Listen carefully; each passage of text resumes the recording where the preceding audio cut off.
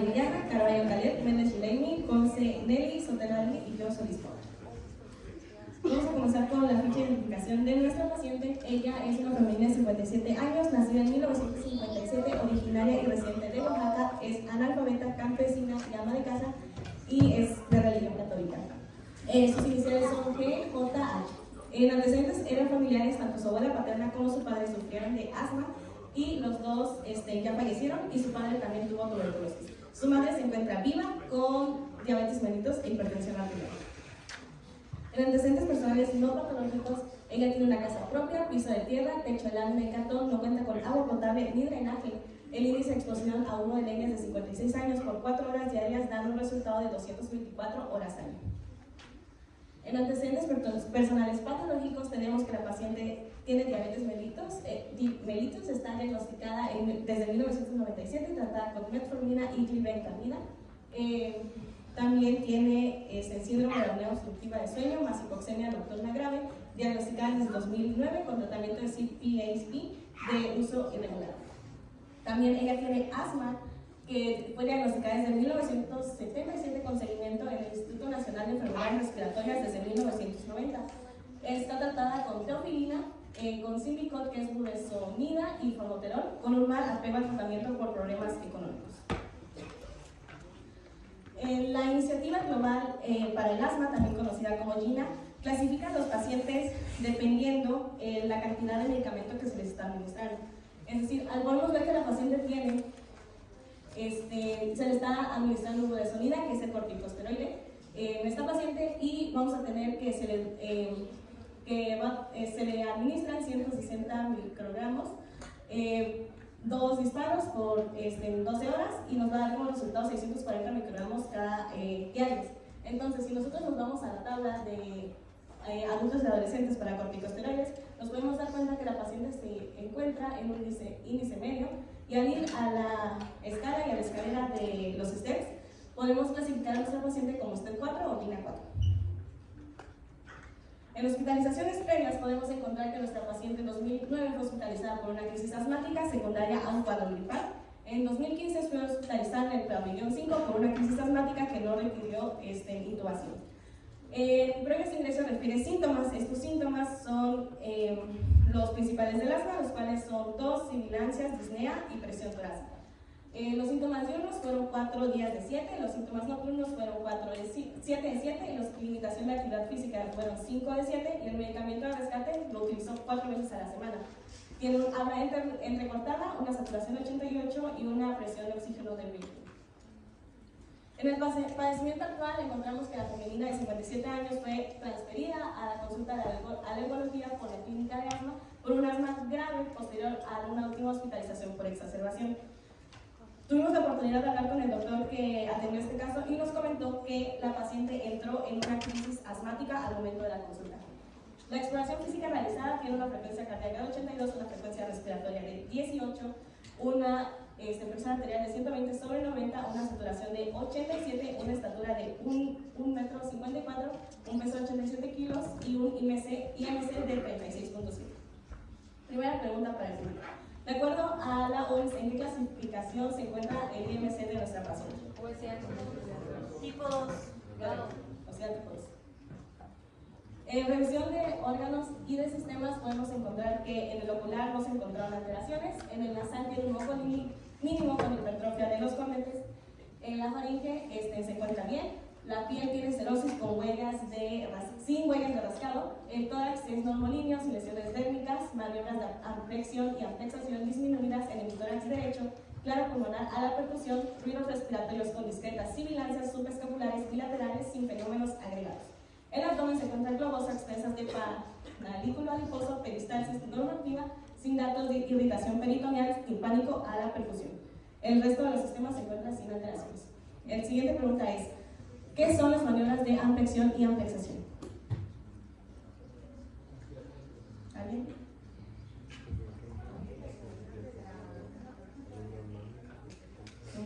¿Y? Ok, sí. Las maniobras de amflexión y amplexación son para medir la cantidad de extensión de la caja torácica tanto anterior como posterior como lateral, y en esta paciente, si recordamos, tiene disminuidas en el cara exterior.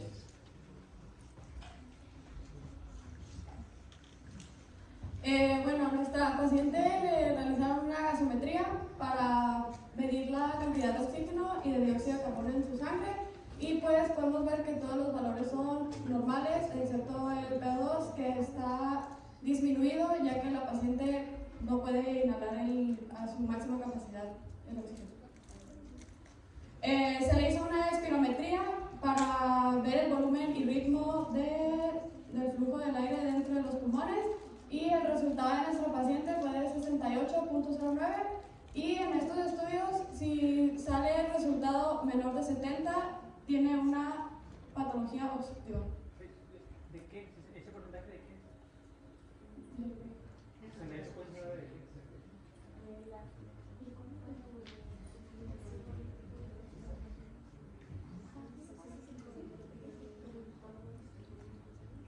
De la relación del FEBI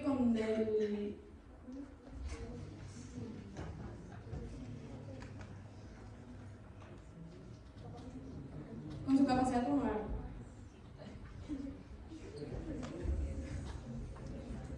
Bueno, en la citometría hemática pues podemos ver que los eosinófilos están elevados, están en 1700 y el HCM está elevado porque nuestra paciente tiene un episodio restrictivo de oxigenación. Y esto significa que tiene saturación baja, no tiene una oxigenación, lo cual aumenta la hemoglobina para conservar el poco oxígeno que tiene para que pueda entrar a los glóbulos rojos. Pregunta para el público, mencione el valor normal de los eosinófilos y cuál es la razón por la cual la paciente tiene estos valores de eosinófilos. ¿Y por qué qué puede alterar los valores de eosinófilos? Bueno, sí, puede ser por infección por parásitos o por alergia, pero nuestra paciente, bueno, es muy difícil que los eosinófilos se eleven tanto por un parásito, entonces nuestra paciente tiene un cuadro alérgico por su asma no controlado. En los laboratorios de la prueba de función hepática podemos observar que todos los valores son normales, menos el CPK, que nos indica que tiene una necrosis muscular del bronquio y esto está aumentada por la inflamación del pulmón.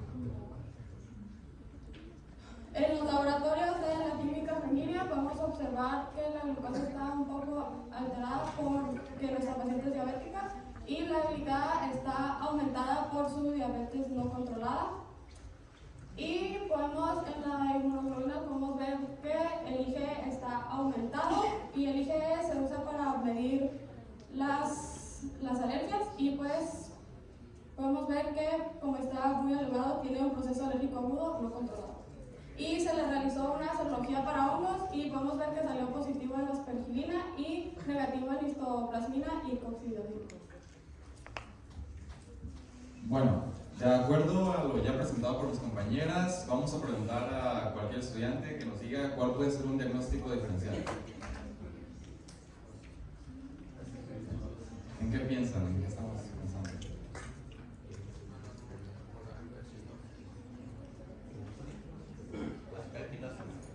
Muy bien, aspergilosis puede ser una. Y ahora vamos a ver la radiografía del paciente. Bueno, esta es la radiografía de tórax del paciente y... ¿Qué más? Digo, eso es lo que dice el caso, pero ¿y qué más? ¿Están en diagnósticos diferenciales? Bueno, sí, algún otro diagnóstico diferencial. ¿Puede ser asma? ¿Una neumonía o un asma? Hablaron de una función, ¿podría ser EPOC? Pudiera ser EPOC. Bueno, entonces a continuación vamos a ocupar a otra persona para que nos diga qué pueden ver aquí. Esta es la radiografía del paciente. ¿Algún otro valiente? Les puse ahí una normal para que se puedan comparar. ¿Una qué? Perdón. Una invasión del diafragma. Muy bien, ¿se podría hacer? ¿Algún otro?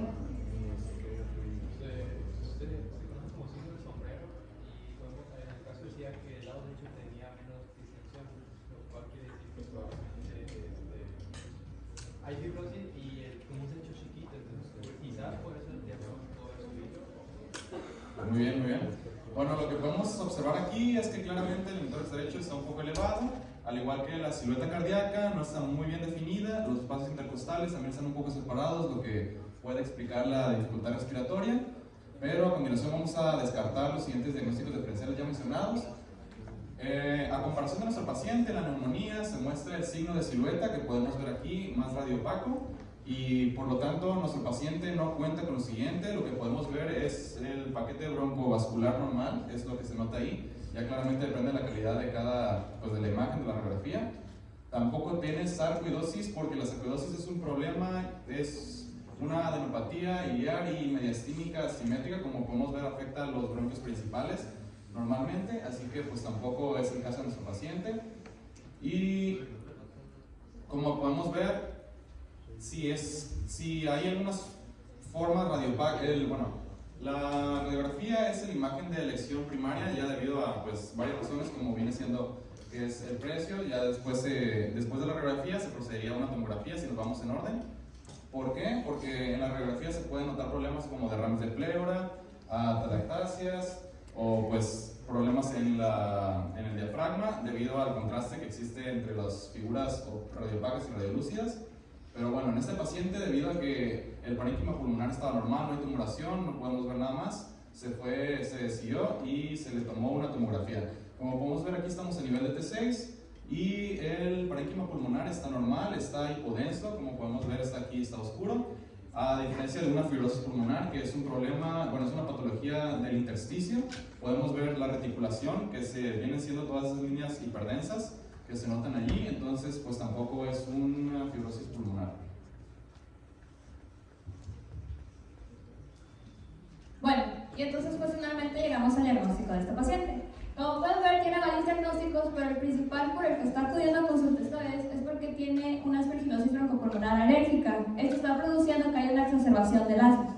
Aparte de eso, tiene asma, EPOC, si recuerdan, estaba expuesta al humo. También tiene SAUS, obesidad grado 2 y diabetes mellitus descontrolada. Y bueno, ahora les vamos a hablar un poco de la aspergillosis broncopulmonar alérgica. Muy bien, vamos a comenzar con la etiología. Muy bien, las especies de aspergilosis tienen varios tipos y tienen un diámetro de 2 a 3 centímetros y también son fáciles para que se almacenen en los alveolos pulmonares. Tienen más de 100 especies, dichas especies igual, y la mayor parte de enfermedades es a causa de la aspergilosis fumigatis. Ahora, ¿qué va a pasar con el paciente? Si el paciente no es diagnosticado a tiempo o si el paciente es mal diagnosticado, puede causar una inflamación y eso va a dañar el pulmón irreversiblemente. Y eso es a causa de la aspergilosis broncopulmonar alérgica.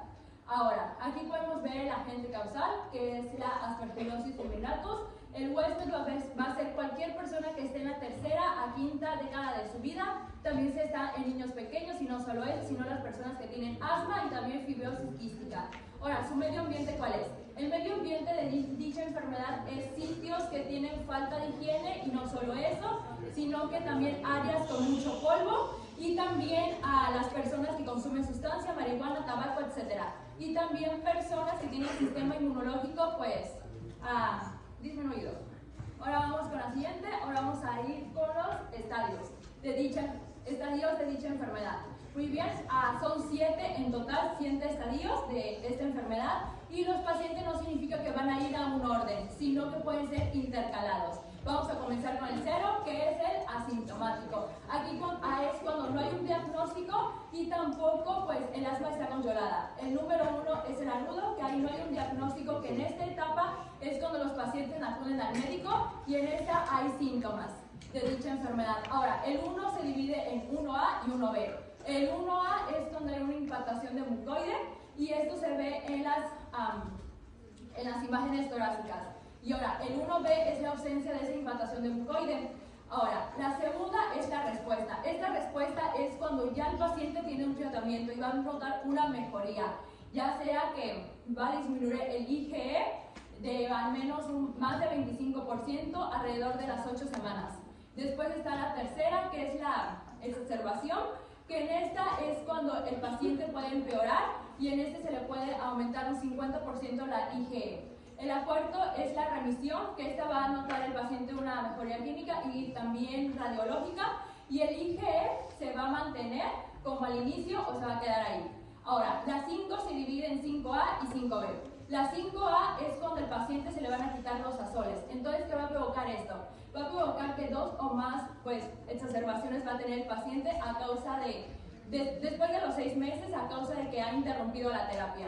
En el 5B, el paciente se le van a dar glucocorticoides. ¿Para qué? Para el control del asma mientras se va controlando la enfermedad. Y el 6 es la etapa más avanzada, que aquí el paciente que va a tener bronquiestasis extensa, y esto es debido a dicha enfermedad. Y eso también va a provocar que vaya a ser una insuficiencia respiratoria pulmonar y también crónica tipo 2. Ahora vamos con lo siguiente, por favor. Bueno, ahora vamos a hablar un poco acerca de la fisiopatología. Pues esta enfermedad es una enfermedad alérgica, entonces prácticamente lo que va a suceder es que los pacientes atópicos, que son los pacientes con asma o con fibrosis quística, estos pacientes van a tener mayor susceptibilidad a tener APA, que es el acrónimo de la enfermedad. Entonces lo que va a pasar es que va a entrar por vía de inhalación los conillos de este Aspergillus fumigatus, y entonces se va a quedar acumulado en el moco de la vía respiratoria. Como estos pacientes no pueden eliminar de manera correcta estas conillas, estas van a empezar a germinar hacia hifas. Estas hifas van a empezar a exponer lo que son proteínas fúngicas, las cuales van a producir una estimulación antigénica para la respuesta alérgica, lo que va a resultar en una sensibilización por hongos. Después de esto también va a haber una reacción exagerada, por eso se caracteriza esta enfermedad, una reacción exagerada de TH2, lo que va a provocar que haya una mayor inflamación.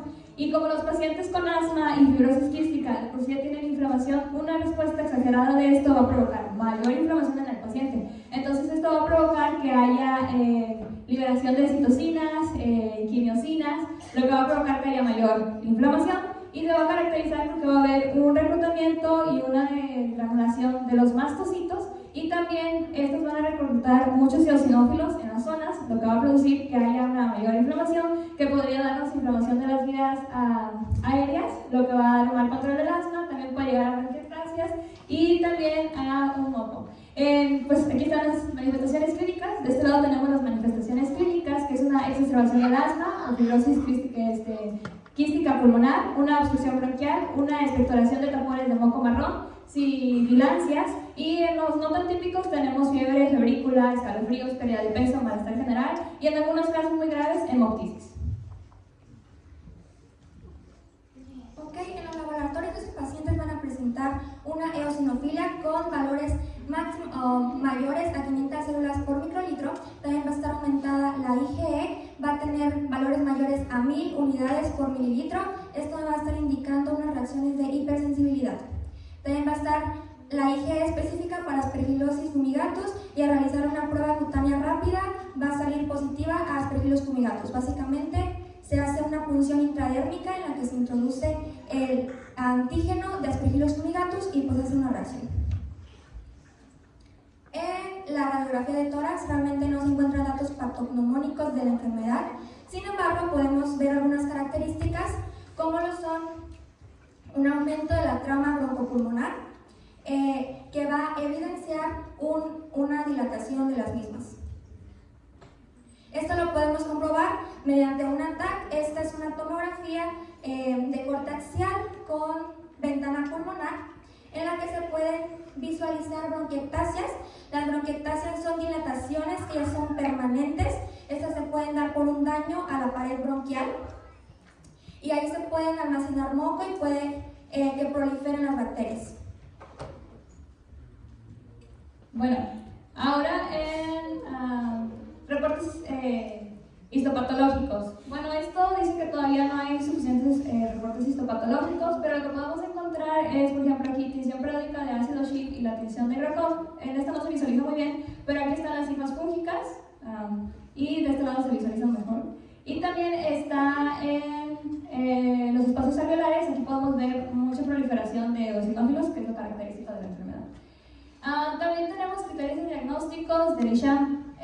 Estos van a incluir lo que son condiciones predisponentes, que nuestro paciente tenga asma o fibrosis quística. Esto va a ser un criterio para diagnosticar APA. También criterios obligados como un test cutáneo positivo para aspergilosis o IgG específica y también el IgE total que esté elevado, y otros criterios podrían incluir imagenología o eosinófila. Muy bien, ahora vamos a ir con la prevalencia de dicha enfermedad y vamos a ir que la aspergilosis broncopulmonar atípica está presente en los 25% de los asmáticos y 50% de los pacientes que tienen fibrosis quística. Ahora, como les dije anteriormente, está en personas que están en la tercera, quinta década de su vida, también es común en niños, y también personas que tienen asma y fibrosis quística. Ahora, la prevalencia de dicha enfermedad es que el asma y la fibrosis quística es de alrededor del 13 y el 9%, y 4 millones de personas son afectadas por dicha enfermedad. Pero una cosa muy importante de esta enfermedad es que realmente no es potencialmente mortal. Ahora, la incidencia más alta del año es la temporada de invierno. Ahora vamos con lo siguiente, que van a ser las prevenciones. Vamos a ir con las prevenciones sumarias. Recordemos el uso del cubrebocas adecuadamente. También mencionaba un artículo que si la persona tiene un sistema inmunológico debilitado, no es recomendable mejor que la persona pues esté en actividades de campo o de jardinería. Ahora, como vimos el año pasado, el lavado de manos, y recordemos que esta paciente realmente no tiene muchos recursos, así que sería bueno hacer servicio a la comunidad a esta señora. Ok, para la prevención secundaria en el diagnóstico precoz, como ya lo había mencionado, vamos a ver en los laboratorios un aumento de la IgE, vamos a solicitar una biometría hemática para ver el recuento de los eosinófilos, también la prueba cutánea rápida, vamos a hacer una valoración de la fuerza expiratoria mínima, esto es para ver la funcionalidad de nuestra musculatura respiratoria. También podemos pedir una espirometría, que es para ver cuánto aire se está inhalando y exhalando y con qué rapidez lo hace. Para la limitación del daño, vamos a asegurarnos que nuestro paciente tenga una adecuada y oportuna ayuda terapéutica y farmacológica, también que tenga una adecuada alimentación. Vamos a indicarle que evite la fatiga, que disponga de reposo y vamos a monitorizar cada una de sus sintomatologías. Para el tratamiento vamos a hablar que tiene tres principales objetivos. El primero es tratar de disminuir exacerbaciones, el segundo es el manejo del asma y el tercero es limitar la progresión del daño pulmonar. En un artículo publicado en 2019 en la revista Cellos, se hizo una revisión bibliográfica sobre el tratamiento de la aspergilosis. En este se daban dos primeros medicamentos generales que tenemos que dar, y el primero es un corticosteroide y el segundo es un antifúngico. El primero que se le da a la paciente es prednisona, el cual es el corticosteroide que va a funcionar, se va a unir a los receptores del citoplasma, va a entrar al citoplasma, va a ser transportado hacia el núcleo, y en el núcleo va a inducir transcripción de RNA y va a producir enzimas, en las cuales son las lipoproteínas que van a inhibir a fosfolipasa A2. Así se va a disminuir la inflamación. La dosis de este medicamento en este artículo del 2019 es 0.5 miligramos al día y se recomienda eliminar totalmente este medicamento a los 3 meses, es decir, ir bajando las dosis hasta los 3 meses cortando. A la paciente se le dieron 20 miligramos diarios. El segundo medicamento que se recomienda es un antifúngico, el de elección es el itraconazol, el cual va a inhibir al citocromo P450 de los hongos y inhibiendo la desmetilización del 14-alfa-metilesterol para convertirlo en ergosterol. Eso significa que nuestro hongo no va a tener el ergosterol para unirlo a su membrana y de esa manera lo vamos a eliminar. La dosis para este medicamento es de 100 a 400 miligramos al día después de comer y a la paciente se le dieron 200 miligramos cada 12 horas. Ambos medicamentos se le dieron a ella por 8 meses, dando como resultado que el IgE de 1210 bajó a 1710 y los eosinófilos de 1700 bajaron a 500. El siguiente es que también se le dio un tratamiento para asma, el cual es el Montelukast, el cual es un antagonista selectivo de los receptores de leucotrienos, específicamente el cis-LT1, y de esta manera vamos a disminuir inflamación, dando como resultado que la paciente también tuvo la dosis que se recomienda, que son 10 miligramos cada 24 horas. En el estudio nos menciona que un medicamento que podría darse también podría ser el voriconazol, pero lamentablemente en México no contamos en todos los hospitales con este medicamento, pero el mecanismo de acción es el mismo que el itraconazol. Ok, en la medida terciaria básicamente nos vamos a enfocar en el ámbito psicológico. Vamos a tratar de que nuestro paciente tenga depresión causada por la falta de funcionalidad respiratoria. Vamos a recomendarle que asista a actividades recreativas para evitar exacerbaciones de la ansiedad, irritabilidad, de miedo, temor, a que vuelva a presentar estos ataques de asma. Siguiente. El pronóstico para estos pacientes va a depender muchísimo de la etapa clínica. Al momento del diagnóstico va a ser muy difícil determinar si nuestro paciente va a remitir, se va a mejorar o va a empeorar. Entonces puede haber que pacientes que en periodos largos de tiempo tuvieron, después del tratamiento se encuentran bien y después el 50% puede que remita. Y muchos pacientes van a necesitar varias dosis recurrentes del tratamiento, es decir, incluso vamos a necesitar a veces ser más agresivos que lo que fuimos al inicio para poder tratar esta enfermedad. Bueno, por último, nuestra reflexión está en el Ministerio de Curación, página 81, párrafo 3, y dice: los enfermos tendrán mucha mayor confianza en el médico acerca del cual están seguros que ama y teme a Dios. Confían en sus palabras, experimentan un sentimiento de seguridad en presencia de un médico tal y bajo su cuidado. Bueno, muchas gracias por la atención.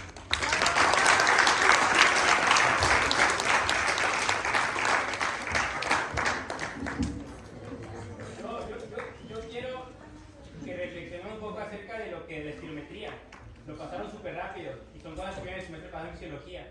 ¿Qué es el PEP1? ¿Qué es el CBF? ¿Y por qué sale de ahí?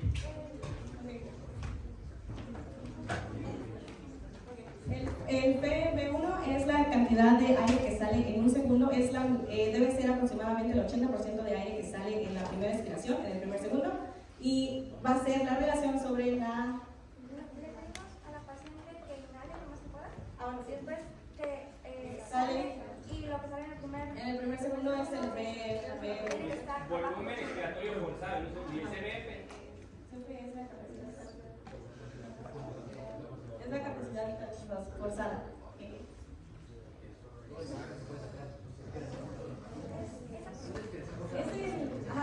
Es el conteo total de la respiración. O sea, el volumen total que vamos a tener al momento de la respiración es la capacidad forzada. Entonces, cuando nosotros vamos a contar la relación que va a tener el paciente cuando esté exhalando en un segundo, y vamos a ver que el paciente debería ser capaz de exhalar mínimo un 70% de ese aire en menos de un segundo. Si esa relación es menor a 70, podemos clasificarla en una patología obstructiva.